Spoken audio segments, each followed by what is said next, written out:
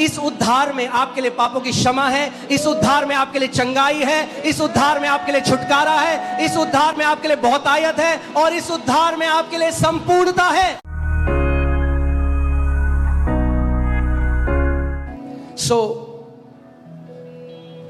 एक भी आयत नहीं है जब कोई व्यक्ति यीशु के पास है और यीशु मसीह, it's not time for your healing. Not even one verse where a sick person came to Jesus and Jesus said, ये तुम्हारी चंगे होने का समय नहीं है अभी। एक भी आयत नहीं है। Not even one verse. Okay एक भी आयत नहीं है कि कोई बीमार व्यक्ति यीशु के पास आया और यीशु ने कहा, देख बेटा, ये बीमारी पिता ने तुझे कुछ सिखाने के लिए डाली है, तो अभी तू पूरा सीखा नहीं है, तो अभी पहले सीख, फिर मैं तेरे को चंगा करूंगा बाद में। Not even one verse where a sick person came to Jesus and Jesus said, Father has given you this sickness to teach you something. You have not learned the entire lesson. First learn and then come. Hear this. सुनिए. Sickness is not our teacher. Holy Spirit is. Amen. बीमारी हमारा शिक्षक नहीं है, पवित्र आत्मा हमारा शिक्षक है। Okay, let me say that again. Sickness is not our teacher. Holy Spirit is. मैं दोबारा कहता हूँ, बीमारी हमारा शिक्षक नहीं है, पवित्र आत्मा हमारा शिक्षक है। एक और ट्रेडिशनल टीचिंग है, परमेश्वर आपको बीमारी देता है कि ताकि आपको तरस डाले। यीशु मसीह सबसे ज्यादा तरस से भरा था और कभी बीमार नहीं था। There is one more teaching that God gives you sickness to put compassion in you. Jesus was the one moved with compassion all the time, but he was not sick ever. It's the fruit of the Spirit. It comes out of the Spirit, not through suffering. वो आत्मा का फल है, आत्मा के द्वारा उत्पन्न होता है, सताव के द्वारा नहीं। Okay? So let's see what Jesus said to these religious people of his day. देखते हैं यीशु ने अपने समय के धार्मिक लोगों को कैसे जवाब दिया। And he would have said the same thing to the religious people of this day. और वो आज के धार्मिक लोगों को भी ऐसे ही जवाब देता।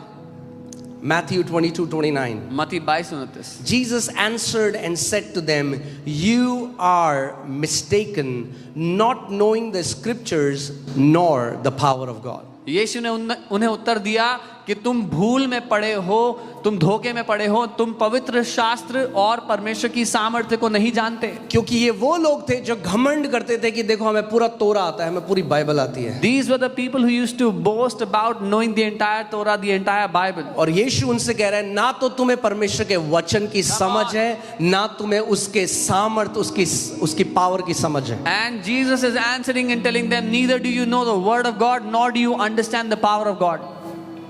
Okay?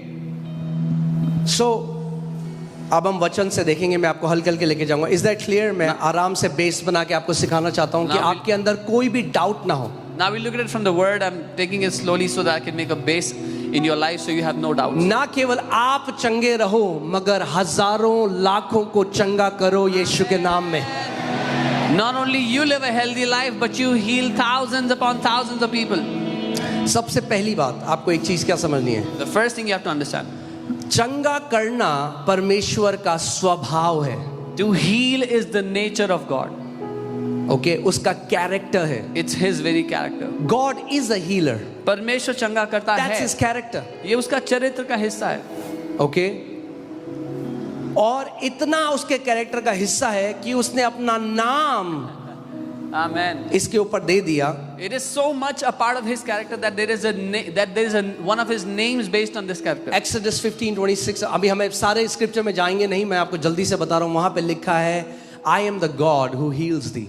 निर्गमन 15:26 वहां लिखा है, मैं वो परमेश्वर जो तुझे चंगा करता है। जेहोवा राफा, हिंदी में यहोवा राफा। अब सुनो मेरी बात, ये केयरफुली। अगर वो चंगा करता था और आज नहीं करता, तो उसको अपना नाम चेंज करना पड़ेगा। If he used to heal but he does not heal today, then he will have to change his name.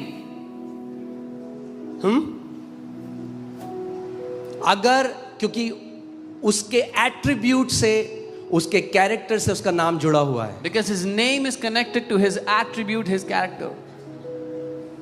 Okay, so अगर परमेश्वर आज चंगा नहीं करता, So if God does not heal today, तो उसको नाम चेंज करना Then he पड़ेगा। has आप to सोच change सकते his हो मैं name. मार्केट में जा रहा हूँ, कोई मुझे मिले और मेरा नाम पुकारे और मैं कहूँ नहीं वो नाम था मेरा, चेंज कर दिया मैंने 20 साल। Imagine I go to the market, somebody calls out my name, I said, no, that's not my name anymore, that used to be my name. क्योंकि आपके नाम के साथ आपकी आइडेंटिटी जुड़ी है। Because your identity is connected अरे to वो your name. परमेश्वर कैसा अपना नाम बदल सकता है, उस नाम में ही तो हमें उद्धार मिला है। How can that God change his name? We've got salvation in that name. Bible कहती है स्वर्ग के नीचे और पृथ्वी के ऊपर और कोई नाम नहीं दिया गया The Bible says there's no other name under the heavens and on the earth जिसके द्वारा हम उद्धार पा सके। by which mankind can be saved. सो ये कहना कि परमेश्वर आज चंगा नहीं करता, ये कहना है कि परमेश्वर ने अपना नाम बदल दिया। So to say that God does not heal today is to say that God has changed his name.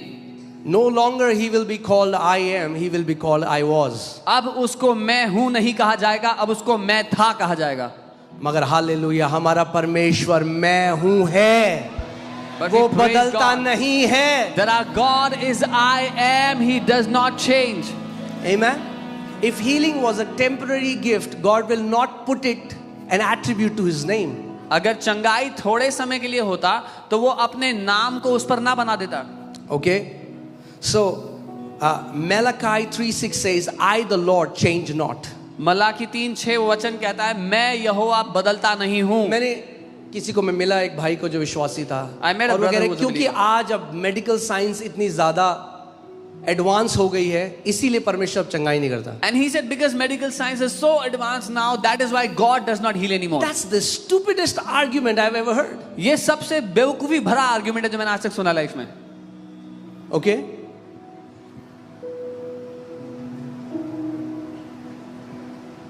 Our God is a God who changes not. हमारा परमेश्वर वो है जो कभी नहीं बदलता। ओके और अगर आज मेडिकल साइंस कितनी भी आपने टेस्टमनी सुनी, आज भी कितनी ऐसी बीमारियां हैं मेडिकल साइंस के पास उनका आंसर नहीं है, मगर यीशु ने हजारों वो बीमारियां यहाँ चंगी करी हैं। And you've heard so many testimonies here, the diseases for which medical science has no answer, Jesus has healed them here. Okay so सबसे पहला जो आर्ग्यूमेंट है वो ये है कि चंगाई इतनी ज़रूरी नहीं है, सैल्वेशन ज़रूरी है। The first argument is healing is not so important, salvation is very important. सो चंगाई चंगाई मत करो। So don't keep saying healing, healing all the time. जो लोग ये कहते हैं उन्हें वचन की समझ नहीं। The people who say these things have no understanding of the word. Okay शायद वो यीशु की मिनिस्ट्री को भी डिस्क्रेडिट कर देते हैं। Maybe they would have discredited the ministry of Jesus also. Because the central theme of the ministry of Jesus was healing the sick. क्योंकि यीशु की सेवकाई में प्राथमिकता जो थी वो बीमारों को चंगा करना पे थी। ओके आपकी अटेंशन है यहाँ पे? Is your attention here? मैंने आपको क्या कहा, जो भी हम आपको सिखाएंगे वचन से सिखाएंगे। I said whatever we'll teach from the word. पहली बात आपको ये समझना जरूरी है कि यीशु मसीह उद्धार को और चंगाई को अलग अलग नहीं काटता। ये इंसान काटता है, परमेश्वर नहीं काटता। The first thing that we have to understand, Jesus does not discriminate between salvation and healing. Man discriminates between the two. Okay अगर आप बाइबल में देखो, वही शब्द जो पापों की क्षमा के लिए इस्तेमाल हुआ है, वही शब्द चंगाई के लिए भी इस्तेमाल हुआ है, जो शब्द है सोजो। If you look at the Bible, the same word is used for salvation or forgiveness of sins, and the same word is used for healing. The word is sozo. Romans 10:9 Romeo 10:9 इसमें लिखा है, if you confess with your mouth and believe in your heart that Jesus is Lord, you will be saved. यदि तू अपने मुंह से यीशु को जानकर अंगीकार करे, अपने मन में विश्वास करे, तो क्या होगा? तू क्या करेगा? तू निश्चय क्या पाएगा? उद्धार पाएगा। अब इसको देखते हैं हिब्रू में ये शब्द कौन सा है, saved. Now let's see what word is this in the Hebrew language. Okay क्या शब्द है? सोजो। ओके आप हिब्रू में उस ग्रीक में उसका नंबर नोट कर सकते हो। You can note down the number in Greek आप खुद रिसर्च करो and research on it. जो हम आपको सिखा रहे हैं यहाँ पे, What we are आप खुद teaching जाके परखो। Go and test it. सो सोजो शब्द है, इसका मतलब पहला मतलब क्या है? To save. The word sozo, the first meaning is उद्धार, बचाना। उसके बाद क्या लिखा है? टू डिलीवर, छुटकारा देना, टू प्रोटेक्ट, सुरक्षा करना, टू हील, चंगा करना, टू प्रिजर्व, बचाए रखना, टू डू वेल, भला करना, to be made whole. संपूर्ण कर देना. सो परमेश्वर जब उद्धार देखता है When- तो केवल पापों की क्षमा नहीं देखता, उसमें चंगाई भी देखता है, उसमें छुटकारा भी देखता है, उसमें आपकी पूरी संपूर्णता देखता है. जब परमेश्वर उद्धार देखता है तो संपूर्णता देखता है.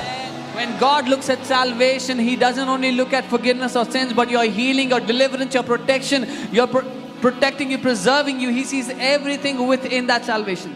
ओके, आप ध्यान से सुनो.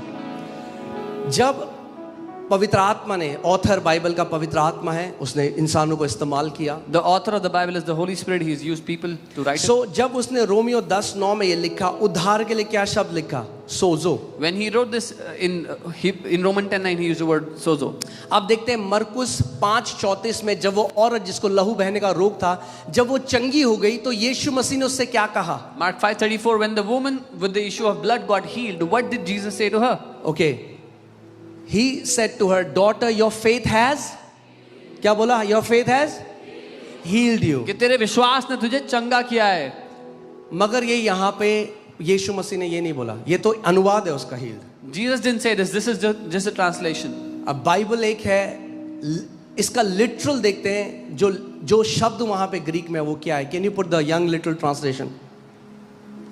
वाइल्टी में क्या लिखा है? डॉटर दाई फेथ हैज क्या किया? तेरे विश्वास ने तुझे saved the. Can you put that in Hebrew में जो अलग अलग वर्सेस हैं वो लगाइए. मैं आपको दिखाना चाहता हूं कि वही शब्द जो पापों की क्षमा के लिए इस्तेमाल हुआ है, वही शब्द चंगाई के लिए भी इस्तेमाल हुआ है. The same word used for forgiveness of sins is also used for healing.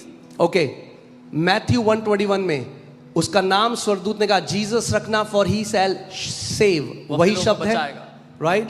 Matthew 9:21 में उस औरत ने क्या कहा? अगर मैं उसके छोर को छू लूंगी कपड़ों, आई शैल बी मेड होल. नीचे अगर आप देख रहे हैं, वही शब्द जो उद्धार के लिए है, वही शब्द चंगाई के लिए है, वही शब्द छुटकारे के लिए है, वही शब्द संपूर्णता के लिए है.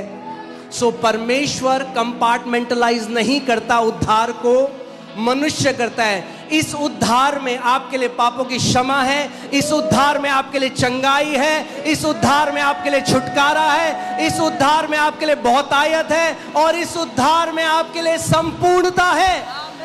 God does not compartmentalize salvation. There is salvation, healing, forgiveness of sins, protection, everything in this salvation for you. Okay, so जब हम कहते हैं सैल्वेशन, इंसान सोचता है, हम कहते हैं उद्धार, इंसान सोचता है पापों की क्षमा. परमेश्वर सब कुछ सोचता है.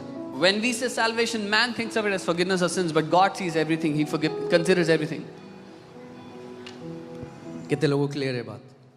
ओके.